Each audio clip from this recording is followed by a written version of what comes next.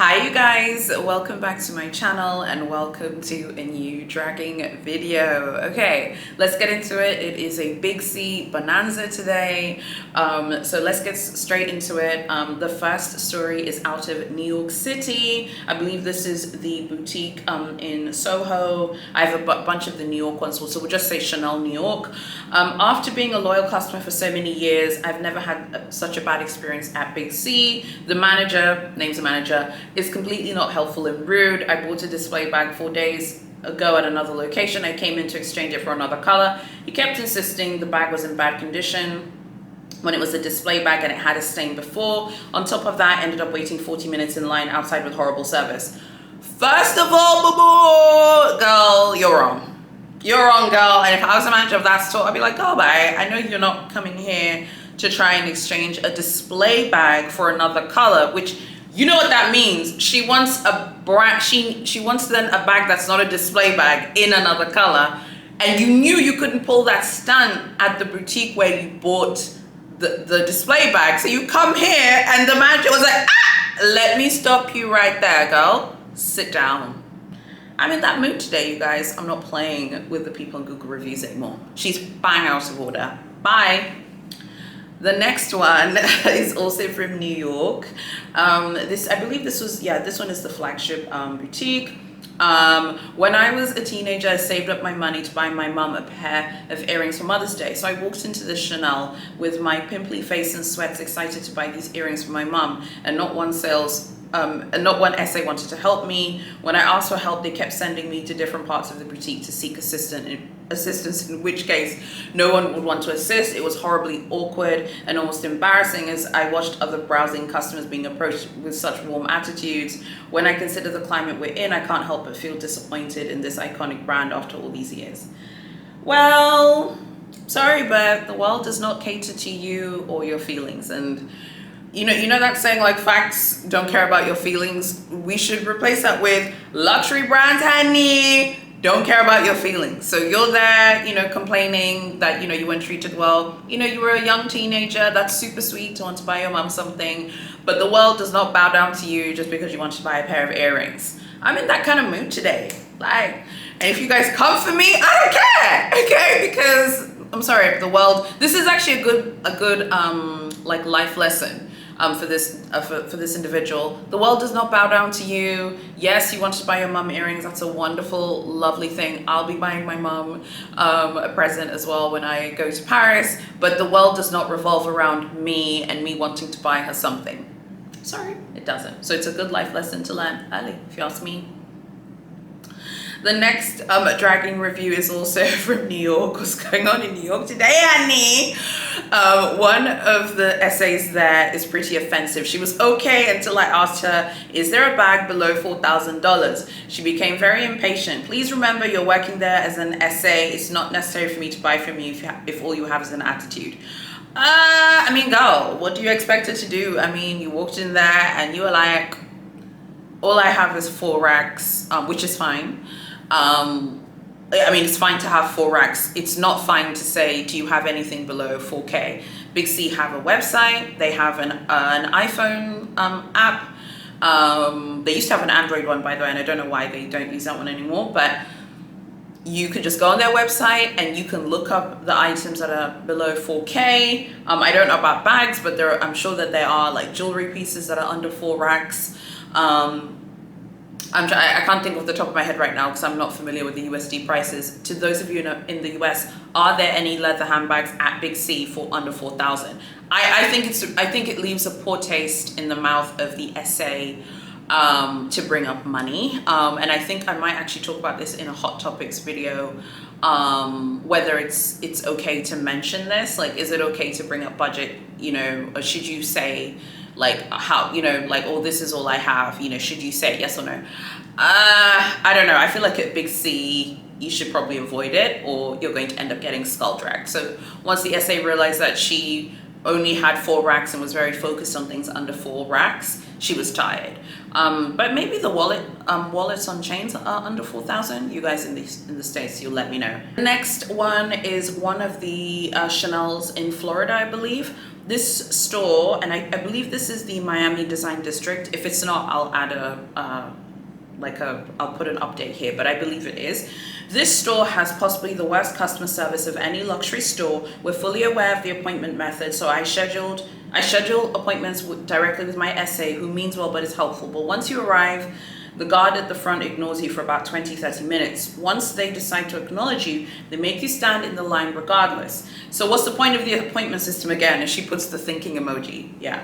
They do it every time. Last time they made me stand in the rain with my 2-year-old daughter. That's unacceptable. They treat you so poorly and make you feel like you don't deserve to be there. They kicked me out of my fitting room and made me try stuff in the bathroom because one of their big clients had arrived. Very disappointing. Okay, this is the first person of the dragging reviews thus far that I'm on her side. This is appalling. What is the point of setting up an appointment if you still have to wait? The whole point of setting up an appointment is that you're not queuing in the sort of normal queue. No, this isn't nice. And to be there with a toddler, no. That I'm sure that was not a pleasant experience, particularly because I think luxury boutiques should be very welcoming to mums. I think it's good, and I have a lot of respect for luxury boutiques that are very welcoming to mums and dads, of course, because I think it's nice when you see like, oh look, there's a client there with, you know, a toddler or a young child, and they're being accommodated, being treated well. Yeah, I agree. This is bang out of order, and there are a lot of these rude security guards, and sometimes I'm like, can you calm down? Like, why are you so mad, you know? The next one is another Big C boutique. Your employees are making a bad name out of your brand by the way they treat passers-by. My friend and I wanted one pictures on the stairs. We waited for clients to leave, and a bald gentleman rudely told us, no, we prefer you don't. I said, why not? I said, fine, I'll take a picture when you close. Outside he goes, it's private property. I was like, wow, what a horrible person, frankly unprofessional. I'll just let friends around Yorkville know how they treat people. Very sad situation. This is at the boutique in Toronto in Canada, right?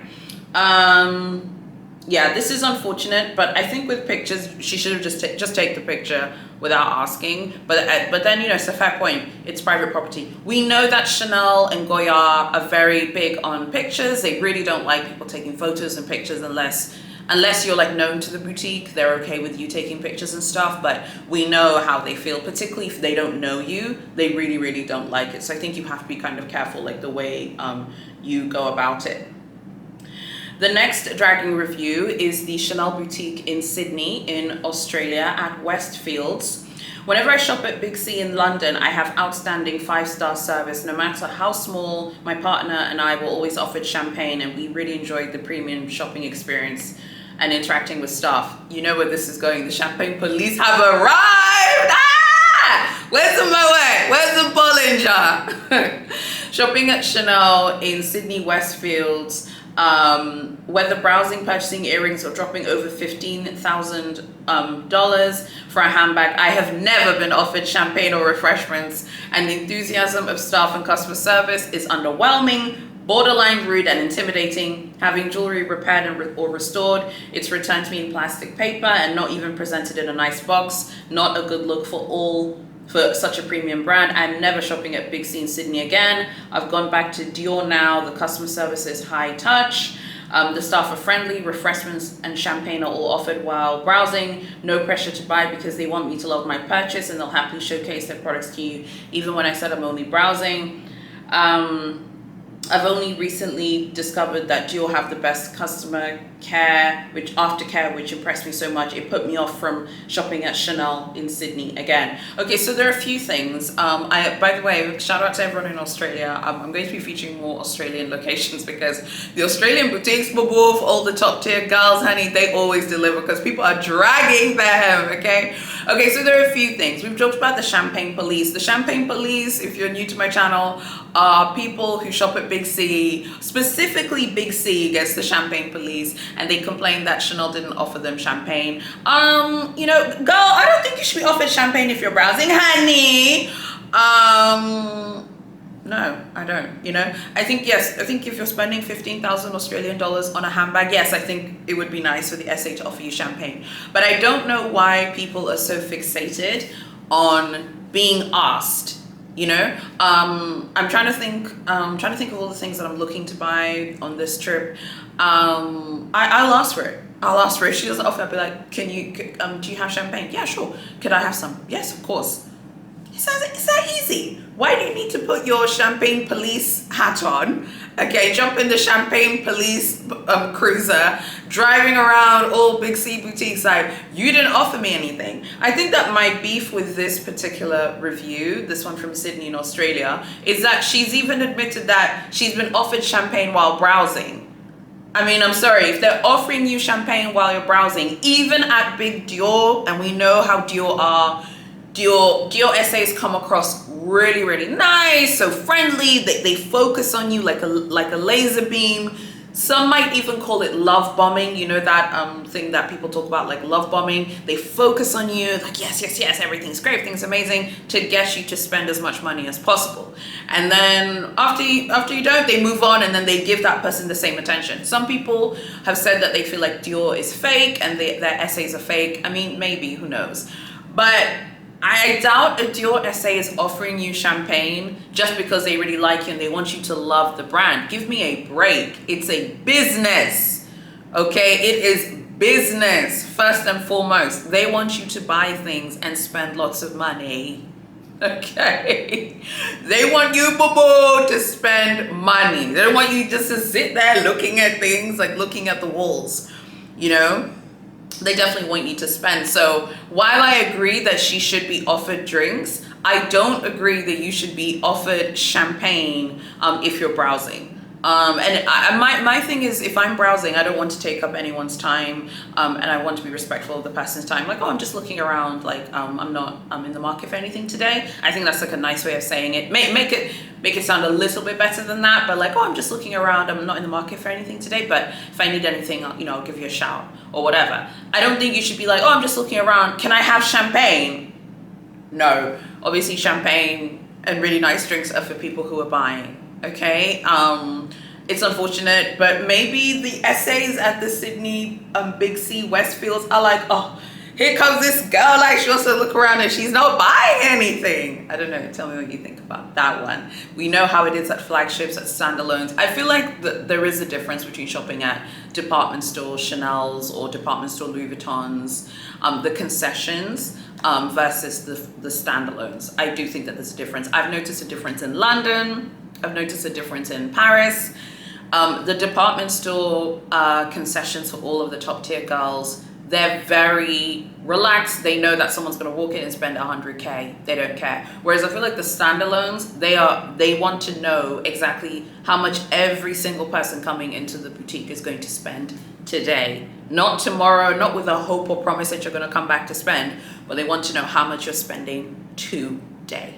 Okay, I'd love to know what you think about today's dragging, I can say today's dragging video. Please like, comment, share, and subscribe. If you like what I'm doing, it would be wonderful if you would go follow me on Instagram, High Glamours on Lux, also on TikTok, same name, High Glamours on Lux, and go join the Facebook groups linked below.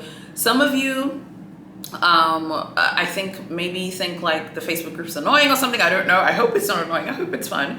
Those of you who are in the group, if you're still watching at this point, please leave a positive comment about the Facebook group so people can join it, so people can see it's a fun time. I would love to have more Chanel leopards and Chanel Glamazons in the group, so please go join it. Thank you so much for watching, and I'll see you guys very soon in my next video.